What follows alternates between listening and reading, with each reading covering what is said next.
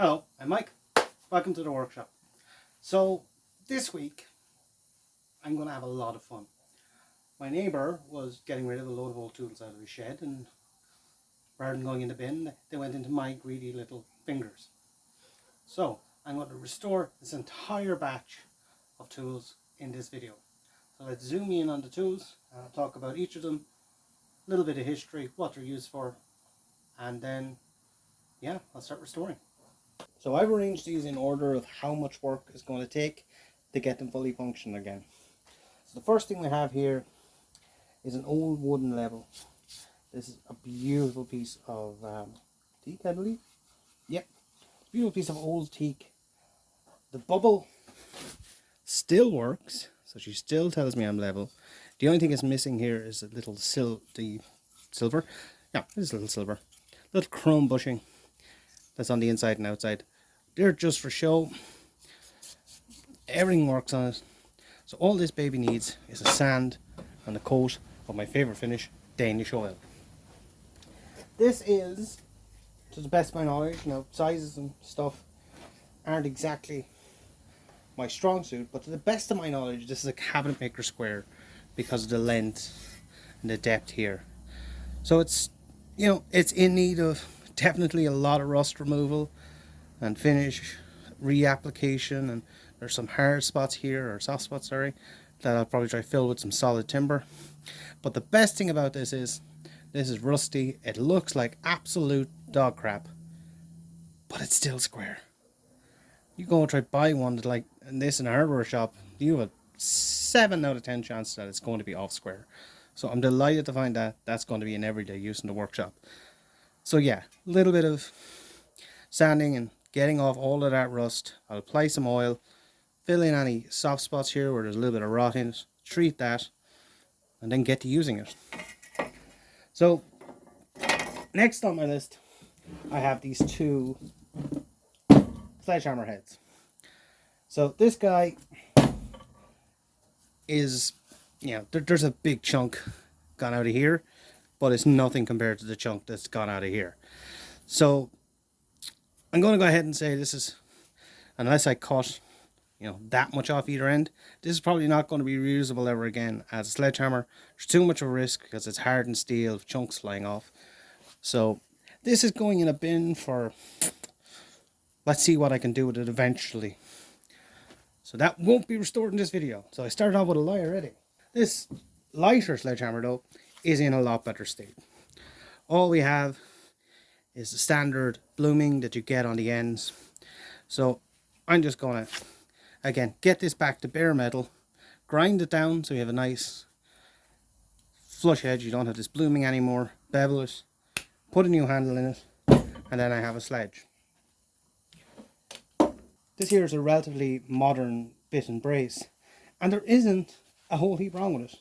It probably should be with these guys, but you never know. So again, this just needs a re-rust. This just needs a knocking back, and I will probably lacquer this. I won't bother trying to re-chrome it. I'll take the whole thing apart, clean all the bearings and stuff that are inside here, the bushings and the sliding jaws. They're not quite lining up, so there might be something going on in there, and polish up this. I'm not sure. I think this is like Bakelite, early form of plastic. It doesn't feel like wood, but I will give it a little sand and see what it was. Again, the handle I think is probably wood, but this end piece just, I don't know, it doesn't feel like it. I'll have to do a bit of research and see. And finally, this is going to take a lot of work. So this is, how to explain it. If you go to buy the cheapest hand plane you can, you will see one like this. I don't believe this is one of those. It's in very good order, and it's made in Germany, which means that more than likely it was made in the early 90s, I would say. If it was made between the Second World War and 1989, when the Berlin Wall fell down, it would say made in West Germany there, or W Germany. So It's relatively modern, but not new. And it has these dual adjusters for the blade as opposed to on your Stanley Bailey pattern, where you have this lever at the back that moves the blade from left to right. And it also removes the need for this, the adjustment screw. So it'll just be interesting to see what I can do with this. It's, in terms of size, it's very small. I'm just trying to find, there will be an edit here while I'm looking around my workshop for stuff that I had 5 minutes ago. So this is a number 4 size. So I mean, you could see, I'll just move the other stuff out of the way here. So when you have those two beside one another, you can see there's a vast difference in the size. I'll have to look it up. So I'll save you all my waffling here. The closest that this is in the general plain Stanley Bailey numbering system is a number 3. It is slightly different in terms of the length and the width, but we're talking less than 1/8 of an inch. The dimensions on it are 8 5/8 of an inch by 2 inches. So that's going to get a lot of work. There's not a thing on this that isn't seized. The handle is loose. It's probably, you know, there's probably, you could probably fit a car under the bottom of that. But yeah, that's going to be the coup de grace. It's going to finish off my video. So I'm going to start on these two guys. Because all they need, simple cleaning, a little bit of fettling, coat of finish, and they'll look like they're meant to look, which is vintage, well looked after tools. So step 1 here is to wipe down both the level and the square with some white spirits to remove any dust, debris, mold, flecks of paint that's on it. After that, I'll just sand the level down to a finish before I start looking at the few little things that are up with it. The actual bubble is loose, so I'll have to put that back in and try re-level it. But up until that point, I'm going to play a bit of music. Enjoy.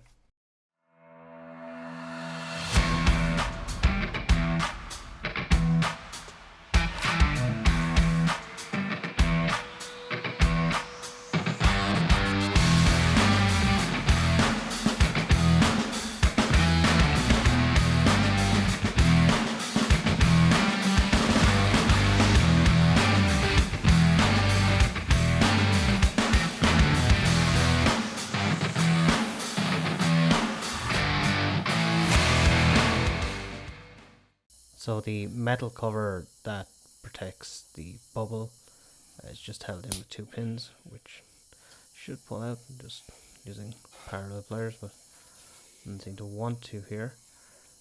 So I end up having to give it a little bit of persuasion on the second one, but that gives me access to the bubble, which allows me to kind of re-level it, and then I can set it in using a bit of CA glue.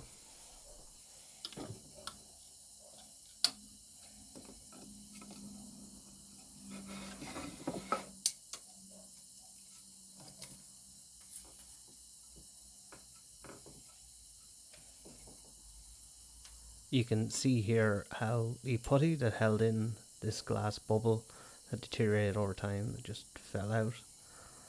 So what I did was I just checked it to make sure it wasn't broken and everything was fine.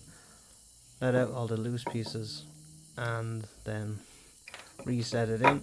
I went over and see now in a second I got a level I have, checked them for comparative level, and then just using a bit of CA glue set that bubble back in place.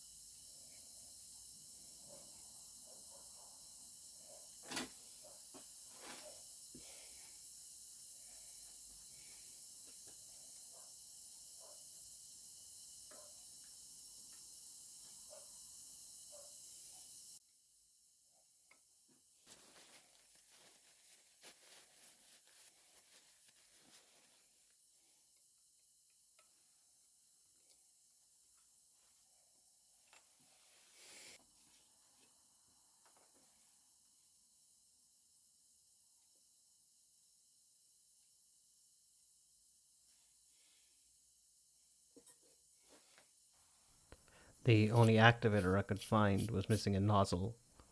I cannot recommend highly enough that you don't do this. I am an idiot. I also apologize for the flickering here. It was an issue I thought I'd solved, but I guess it's back to the drawing board.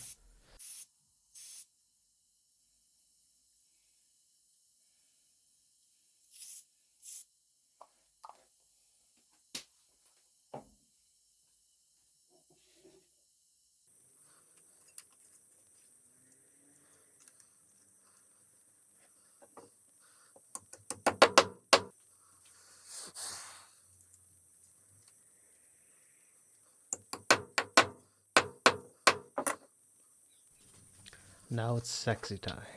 Oh yeah. So again, I said this before, I wipe everything down with white spirits first, gets rid of all the dust and debris. Also here there was just a little bit of something stuck on the metal. And then I apply Danish oil, a couple of coats. I know it's sort of cliche, I always use Danish oil, but I like it. And it suits my workflow. Maybe it suits yours. I'm not worried here about the timber still being wet with white spirits, because it just helps the Danish oil penetrate. Technically with Danish oil your first coat should be watered down with some thinners or white spirits, but I generally tend not to. But I get very good results. Now onto the square. So there's two tips going on here at the one time. So the first one is, if you want to remove rust from a flat surface, let's say like in this case a square or the base of a plane or anything flat, a cheap metal scraper that you're meant to use for paint does an incredible job removing all of that gunk and rust and getting you back to bare metal. And also then I'm doing all my scraping on a scrap piece because I don't want to bend the blade of the square here. And when I have it squared out, then I go over the whole thing with my polishing stick, which is just a piece of rubber that has grit embedded in it, and it just helps get into all those little nooks and crannies, polishes it up. So all I really need to do is put a little bit of light machine oil on it and wipe it off, and then we're away in a hack. So the rest of this is just sanding and polishing.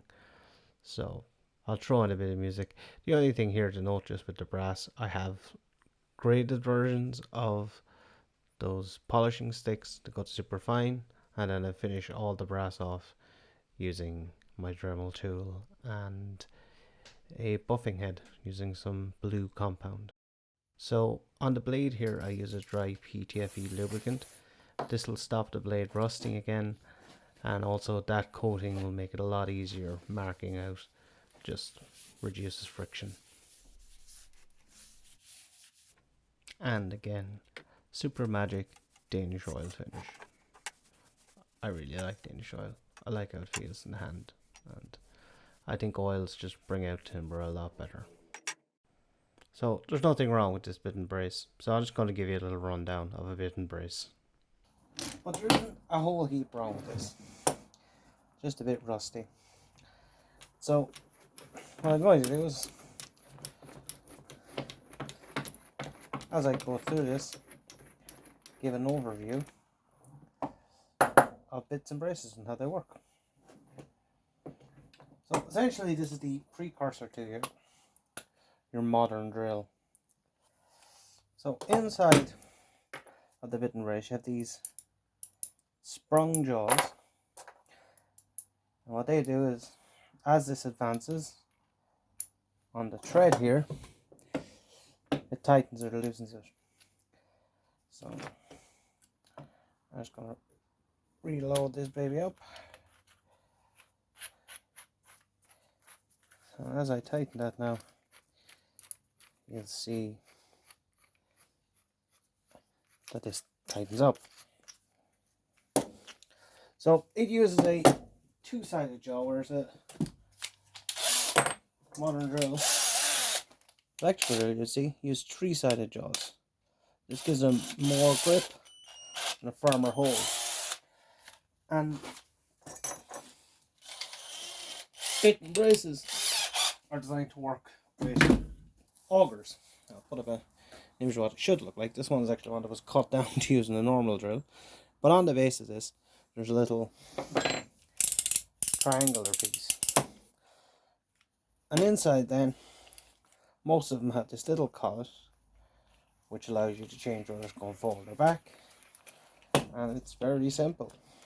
So you can see again, it's clinking. Now if I put the collet in the correct position, give it a little tightening, we're good to go. For straight, if I want to pull it out, it'll go the other way. Let's do another example.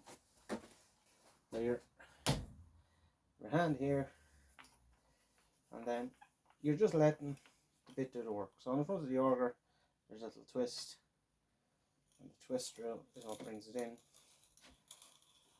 So the sharpness of this is very important, and the thickness of what you're going into.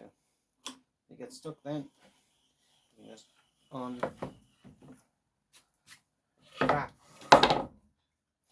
And there's a middle on this then where it's locked, and original bits and braces were fixed. You see wooden bits and braces. I'll put up an image there.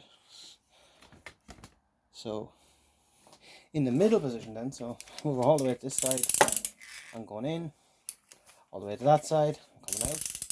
Very similar to, you know, your ratchets. But if you set it in the middle, it's locked both ways. And this is how really traditional ones operated. Wooden ones, they only went in or out, and then you did your in or out. These are still, although it looks a bit antiquated, these are still very useful in a workshop. Modern auger bits work perfectly fine in them. Ones that have the hexagonal base on them, get somewhere for this to grip. In fact, sometimes these can be a lot handier than using an electric drill, particularly if you're using an auger, because you can go in slower, use less pressure, and get a more accurate hole. And obviously the level of adjustment you can do, your angle is much higher. So, next time this is a lump hammer, and it's pretty fucked inside. So first thing I'll do is knock out the old handle. It's just rotted. Clean it up. I'll order a new handle and fit it.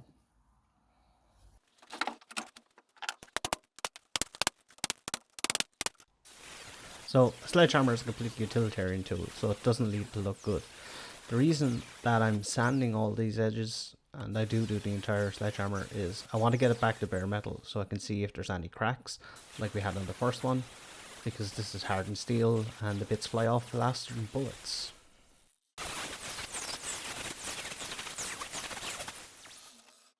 So now that I have that done, it's time to remove that big ring of rust that was on the inside.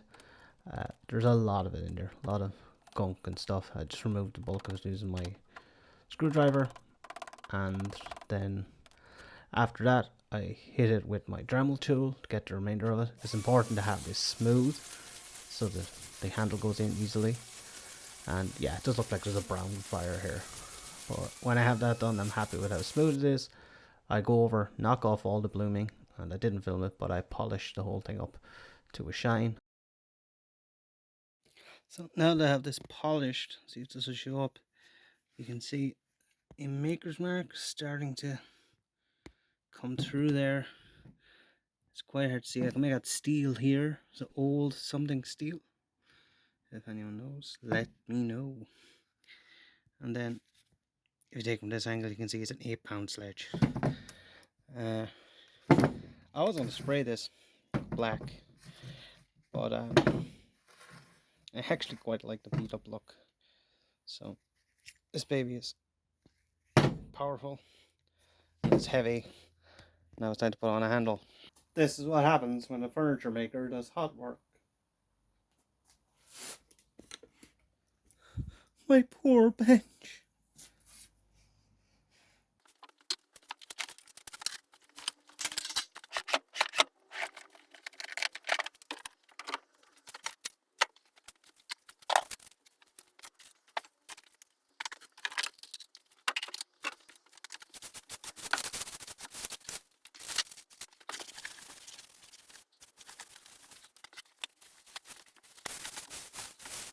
to quote Clint Eastwood, you can't beat a good bit of hickory. This happens to be ash because it's Ireland and that's what we use for handles. Now we need to put this together with this. So the likes of a sledgehammer, when it's an impact tool, they need to have a press fit. Everything needs to be tight. If you have a gap there, that's where it'll break. So I just shaped this down very slowly using my spoke shave, always testing it against the sledgehammer until I can feel that it's the right angle, it's going in right, and then I go and cut a groove in it to put a wedge, and it's fun hammery time.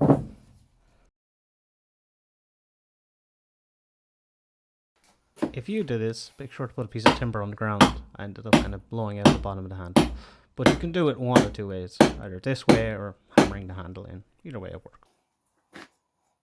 So yeah, top of this is very blown out. So I've gotten a wedge down this way to get it out. And I'll put a cross wedge in it as well. So a good tip for putting a wedge like this, particularly when obviously it's a press fit and the joint closes, is to start it off with a wide chisel. This will bend out the timber a little bit and give you a place to start your wedge from. Now we have a handle. It's time to test this baby. Yeah, this is pretty terrifying the first couple of blows.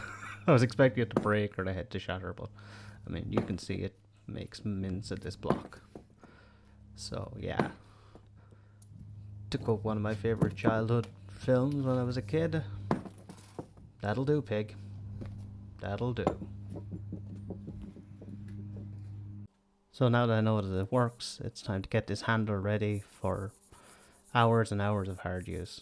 So anytime you're using something that touches your hand, I recommend hand sanding it, and what I call sanding by the hand. So I'm always rubbing my hand up and down it in a very rude looking gesture, but your hand will find little inconsistencies and bumps and tears quicker than you'll see them with your eye. If you buy one that happens to be lacquered, I would recommend you remove that crap straight away, because shiny lacquered finishes will give you blisters, trust me. I just give this a coat with, wait for it, yeah, you guessed it, Danish oil, and man, just to look at that ash bouncing is worth the price of admission. So now, well, I'll let Workshop Mike take it. Now the time has come. We must face the final item. I have a lot less jazz about this than I was saying, because I've restored 2 planes in the last 2 weeks. But this is a unique type of plane, so let's get straight to the video of me stripping it down. So to let you in behind the curtain, before I did anything on this job, I took this baby apart and then I sprayed quite a lot of penetrating fluid on it, and I just have it inside the bag there so I don't have penetrating fluid leaking all over my workshop. Oh look, somebody learned a lesson. I do have a full video on plane restoration, so I'll put it up in the card there and whatever corner cards appear in. This just took time and a lot of lubricating oil. A good tip I came across, I think it was Machinery Restorer on YouTube. If you have a stuck nut, work it forward and work it back, work it forward and work it back. That'll stop it shearing off, and it really helped me here. And again, using my scraper trick to get the bulk of the rust off. There was just so much grime and crap on this, but elbow grease got rid of most of it. One other thing I did here is for the treads, because I didn't have a tap, I actually was lucky enough that these were standard tread, so I ended up just getting a nut that fitted it and slowly worked the nut up and down the treads to clear out all the grease. That really worked, and then I just polished everything I could polish with my sander and selection of Dremel tools, and surprisingly it actually is turning out pretty good.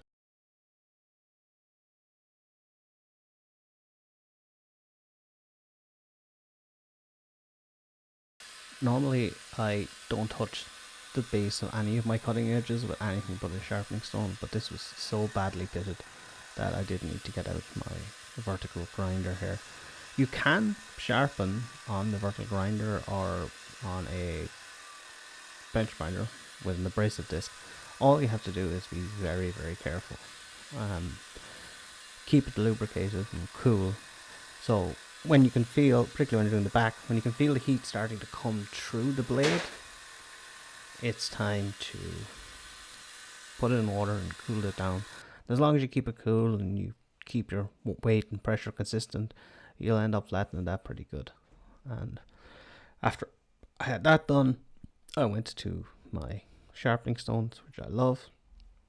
And then, yeah, I got that baby up to a razor. So, quick jaunt into the world of reassembly. And then it's time to test this out. I should point out as well, actually, sorry, I forgot to say that I did introduce this to my stone with the abrasive on top of it.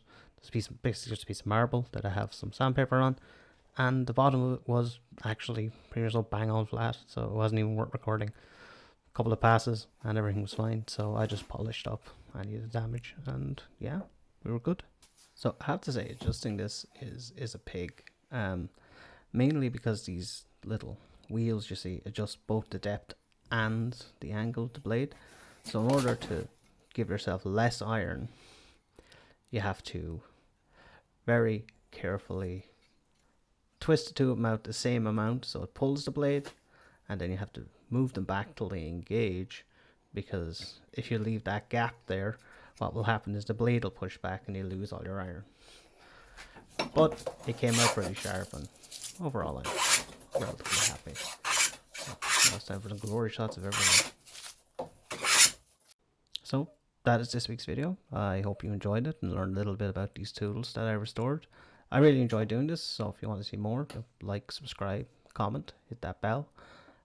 Next week's video will be a full build video, so that should be fun for anyone who's been missing them. And yeah, like I said, absolutely do try this at home. And I forgot to record bloopers this week, so sorry.